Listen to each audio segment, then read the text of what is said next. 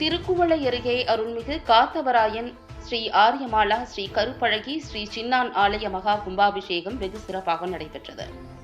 நாகப்பட்டினம் மாவட்டம் திருக்குவளை அருகே நத்தப்பள்ளம் ஊராட்சிக்குட்பட்ட செம்பியவேலூர் கிராமத்தில் அருள்பாலித்து வரும் அருள்மிகு காத்தவராயன் ஸ்ரீ ஆரியமாலா ஸ்ரீ கருப்பழகி சின்னான் ஆலய நூதன அஷ்டபந்தன மகா கும்பாபிஷேகம் வெகு விமரிசையாக நடைபெற்றது. விழாவினை முன்னிட்டு நேற்று விக்னேஸ்வர பூஜை, தேவதா அனுஜை, தீபாராதனை, வாஸ்து சாந்தியுடன் முதல் கால யாகசாலை பூஜையும் மகா பூர்ணாகுதியும் நடைபெற்றது. தொடர்ந்து இன்று ஸ்ரீ காத்தவராயன் மற்றும் பரிவார தெய்வங்களுக்கு பூஜை நடைபெற்றது. பின்பு சிவாச்சாரியார்கள் புனித நீர் அடங்கிய கடங்களை சுமந்து ஆலயத்தை சுற்றி வந்து கலசத்தில் புனித நீர் ஊற்றி மகா கும்பாபிஷேகம் வெகு விமரிசையாக நடைபெற்றது.